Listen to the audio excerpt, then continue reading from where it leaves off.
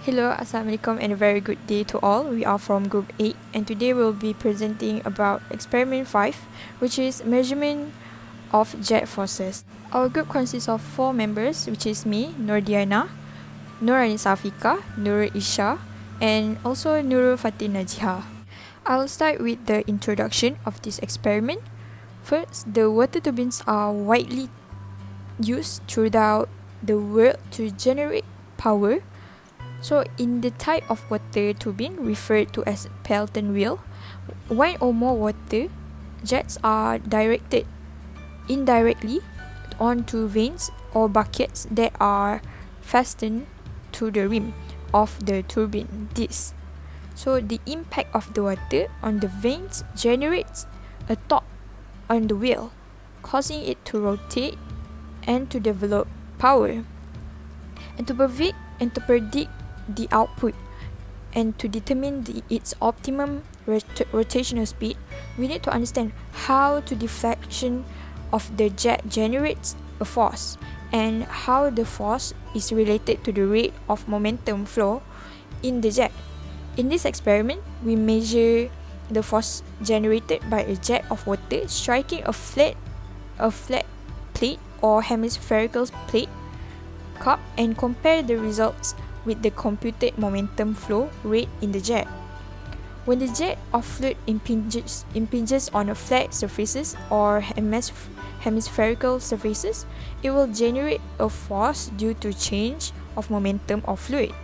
For instance, water with velocity from the jet nozzle with diameter strikes on a flat surface or a hemispherical surface, the rate of change of momentum will produce and its magnitude is the same in the force. So the force exerted on the flat or hemispherical surface is to support the water jet. Assalamualaikum. So here I'm going to explain about the theory of this experiment. So for the theory, moving fluid in natural or artificial environments may exert forces on objects that come into contact with it. To analyze fluid motion, a finite area of the fluid is typically chosen and the gross effect of the flow such as its force or torque of an object are calculated by measuring the net mass velocity that flows into and out of the control volume. These forces can be calculated using Newton's second law or the momentum equation as in solid mechanics. The momentum equation can be used to calculate the force exerted by a jet of fluid on a smooth or curved surface. These forces must be studied in order to understand fluid dynamics and hydraulic machinery. So, from the slide, there are two figures, figure 1 and figure 2, that show a jet fluid released from a nozzle with a diameter flowing vertically upward with velocity v1 and striking a flat plate and hemispherical surfaces, respectively. The jet is deflected by the flat plate or hemispherical surface into an angle and exits the surface with velocity v2. So next we go into equation part. The theoretical force generated when the jet of fluid strike a flat plate is, we got equation 1, F is equal to rho A V1 squared minus rho A V2 squared cos theta, where theta here is 90 degree, thus V2 cos 90 degree is equal to V1 is equal to 0. So from the equation 1, we written again as F is equal to rho A V1 squared. Then we got equation 2.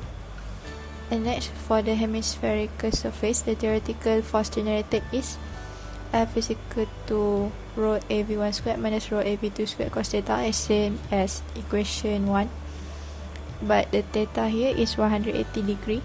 So V2 cos 180 degree equal to negative V1. Thus here we got V2 equal to negative V1. So from the equation 3, we written again as F is equal to 2 rho A V1 squared. Then we got equation 4. From this equation, the F is theoretical force exerted on the plate or hemispherical surface. A is the cross-sectional area of nozzle. Rho is density of water. Theta is angle of water flow after impact on the flat plate and hemispherical surface. V1 is velocity of water jet before impact on the flat plate and hemispherical surface. and V2 is velocity of water jet after impact on the plate hemispherical surface. So the apparatus that we need in this experiment are wake position, deflector, nozzle, lever mechanism, tank, water supply, water drain, main switch box, flow control valve, volumetric measuring tank, and sliding valve. And here are the procedures. First, the tested deflector flat plate is assembled. Next, the pointer is set to 0 notch by adjusting the screw at lever mechanism.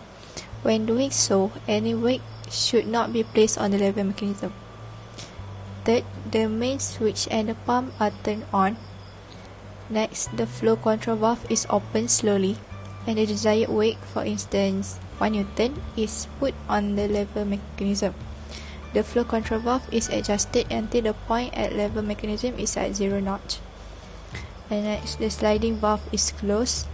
The flow rate of water, Q, is determined by recording the time required to fill up 3 liters volume of water in volumetric measuring tank.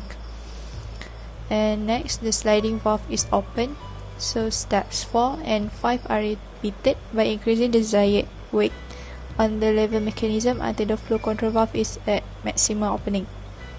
The main switch and the pump are turned off. The sliding valve is open and the flow control valve is closed. The weight on the lever mechanism is removed and the deflector flat plate to hemispherical surface is changed. Steps 2 to 4 are repeated. That's all from me. Next, we're going to pass to the next presenter. Thank you. Assalamualaikum and hi everyone. My name is Anissa. Thanks to Isha, I would like to explain raw data and analysis for this experiment. Okay, based on this experiment, you have to compare the measured force and the theoretical force exerted on the flat plate and hemispherical plate by calculating the error between the measured force and the theoretical force as shown at the right side of the table. We need to identify the actual flow rate and the velocity of water jet for both plates. We have divided flat plate and hemispherical plate into two tables, table 5.1 and 5.2. Okay, for table 5.1 shows the data for flat plate. The volume of water collected at the tank for flat plate is 2 liters. The measured force exerted on the flat plate and the time taken was measured and recorded before. The data was stated in the table 5.1. Next, for table 5.2 shows the data for hemispherical plate. The volume of water collected at the tank for hemispherical plate is 2 liters. The measured force exerted on the hemispherical plate and the time taken was measured and recorded before. The data was stated in the table 5.2.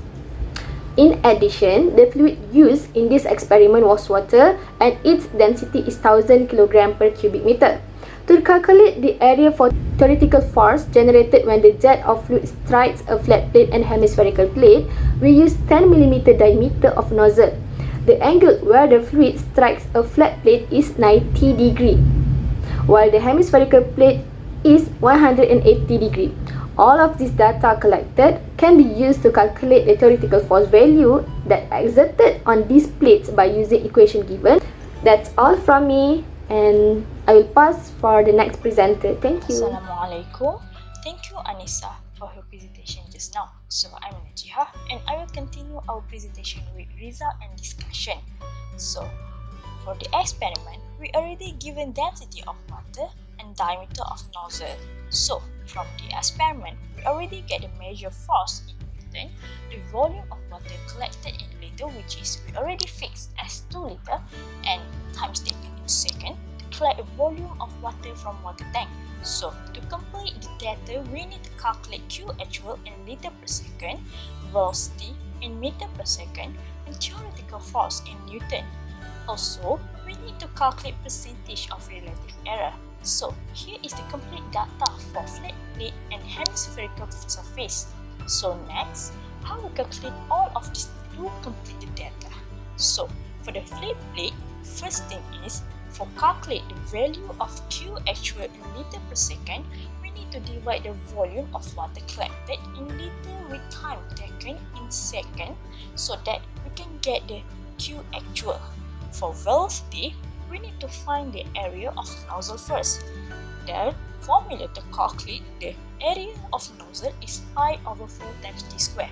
So we can get the area of nozzle, then we need need to convert the Q actual in meter cube per second, as we need to find velocity in meter per second. So after we convert, we can calculate the velocity in meter per second by dividing Q actual with area of nozzle. So next, we want to calculate the theoretical force in Newton. We calculate this force by using the equation F equal to rho AV square. So as I mentioned before, we already given the density, which is 1000 kg per meter cube.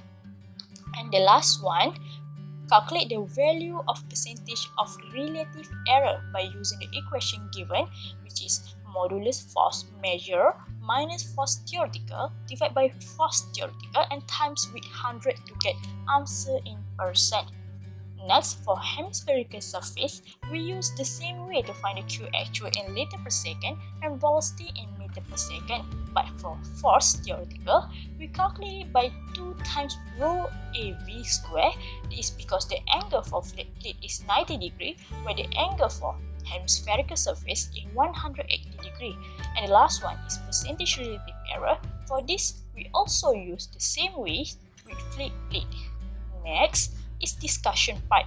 So for 7.1, we were asked to plot a graph of log F versus log V for both the flat plate and hemispherical surface on the same graph.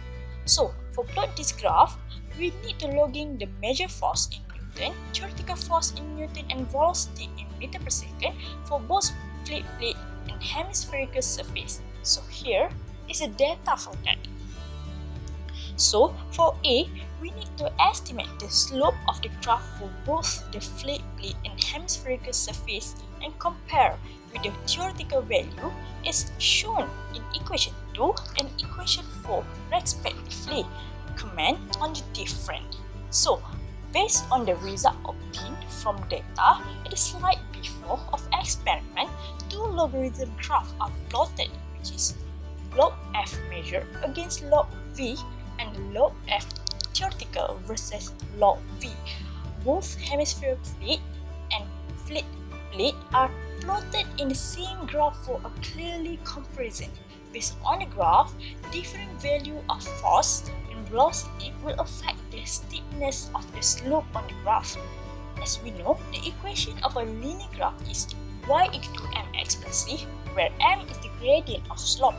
So for hemispherical plate, the linear equation of theoretical force according to the plotted graph is y equal to 0.4994x plus 0.4025, where 0.4994 is the gradient of slope and the value of y-intercept is 0.4025.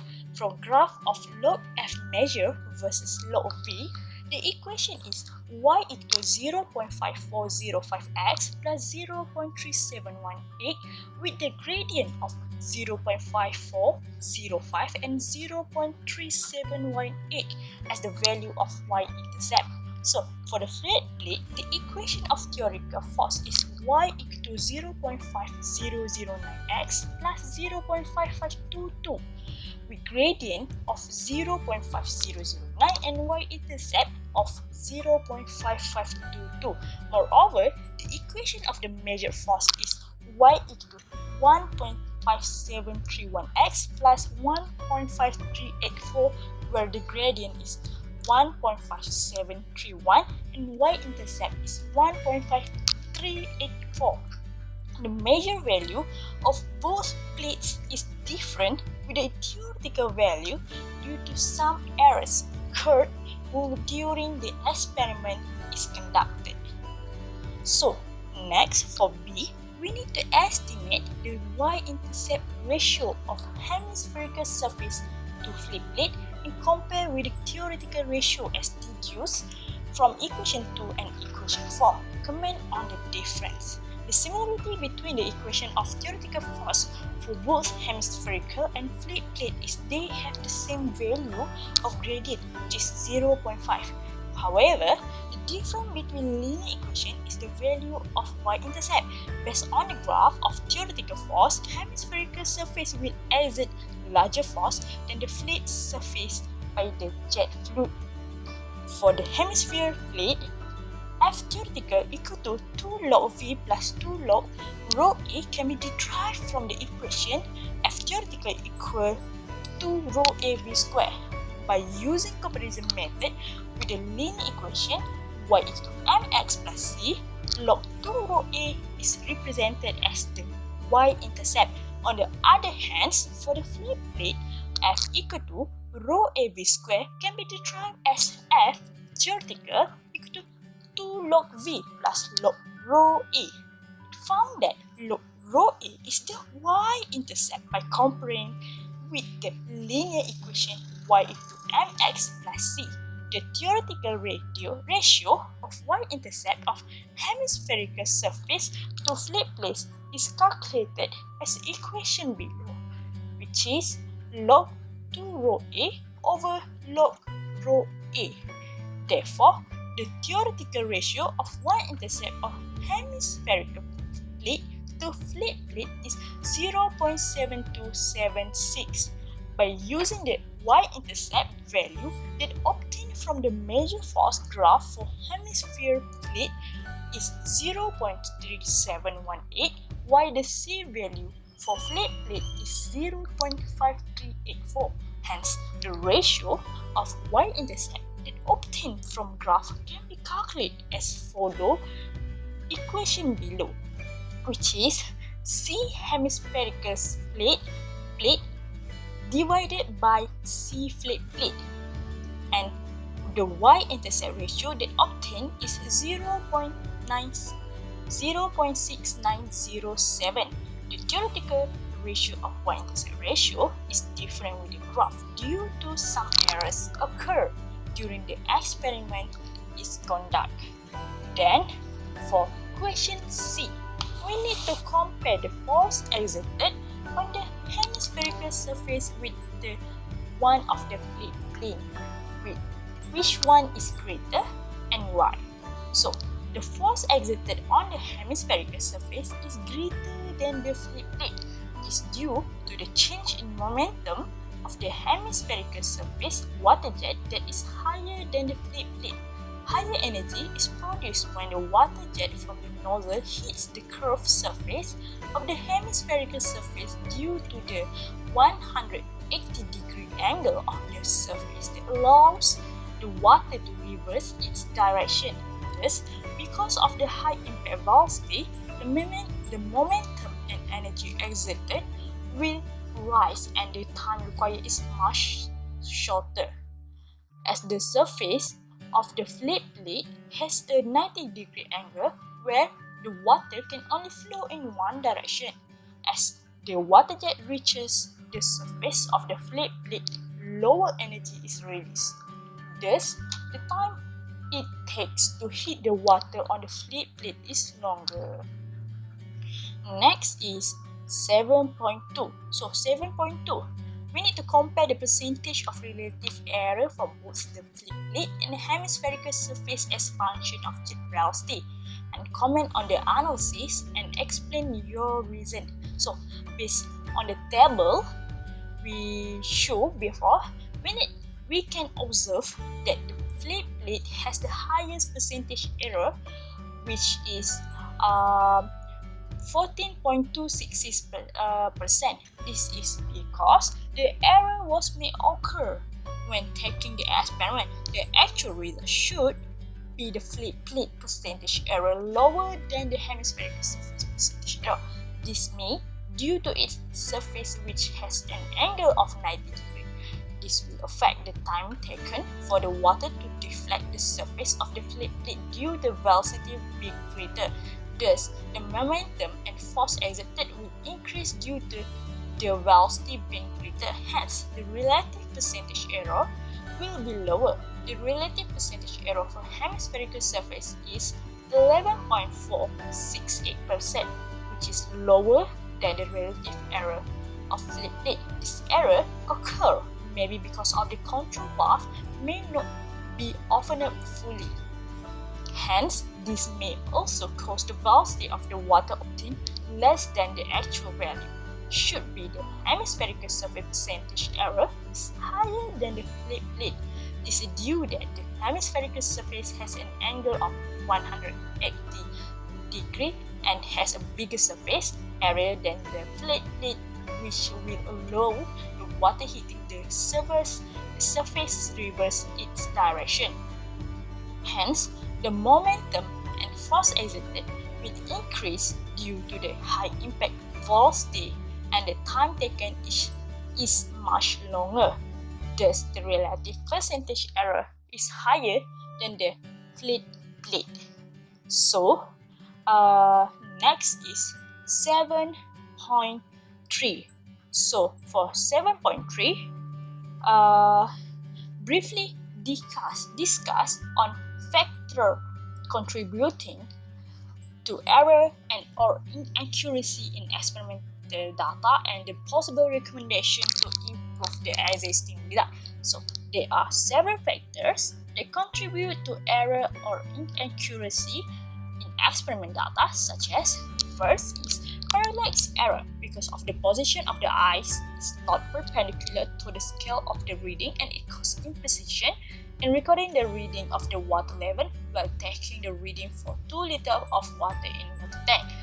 Second is the control valve may not be opened fully, hence this may also cause the velocity of the water obtained less than the actual value.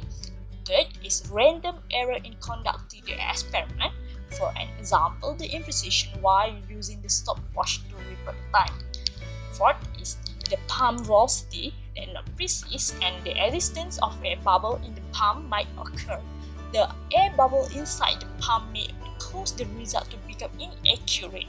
Fifth, the friction between the water and the tube, which we ignore by considering water an ideal fluid. And the last one is environmental factors due to the where the experiments are performed, such as pressure, vibration, change in temperature, noises, or other effects from nearby instrumentation. Next, there are several recommendations to improve the editing result, such as first is to avoid parallax error. The position of the eye must be perpendicular to the scale of the reading. Second, make sure the control valve is open fully when conducting the experiment, hence the precise reading can be obtained. Third, the experiment must be repeated in few times, at least 3 times for each reading to have an average value for result. Fourth is opening the valve to remove the air bubbles that may present in the pump before the experiment starts. Fifth, the water in the jet should not have any particle impurities and making the jet sharper. And the last one is the flow of water should be steady and uniform, and the base of this jet should be properly fixed or clamped. And the last for discussion is 7.4, which is suggest 2 application of jet impact in industry. So here have 2 application. First one is hydropower plant. Turbines are applied to generate electricity. Turbine rotate due to force exerted by one or more water jets that are directed indirectly onto the turbine's vents and or buckets. The impact of the water on the vents generate a torque on the wheel, causing it to rotate and to generate electricity. And second, which is the last one, is water jet cutting machine. Water jet is an industrial tool capable of cutting a wide variety of materials using an extremely high pressure jet of water or a mixture of water. All water jets follow the same principle of using high pressure water focused into a beam by a nozzle. So I think that's all from me. Thank you. Lastly, for the conclusion, as a conclusion, the calculated force is correlated with the measured force. So both forces will have directly proportional relation. Theoretically, the calculated force should be the same as the measured force. However, this cannot be achieved experimentally due to the errors made during the experiment. From this experiment, the flow rate for the hemisphere is found to be the lowest compared to the flat surface and thus require a longer time for the volumetric tank to rise from 2 to 3 liters. Also, the force obtained from the flat surface is greater than the hemispherical surface. Therefore, the force generated by jet water when it strikes the surface depends on the shape of the surface. That's all from us. Thank you.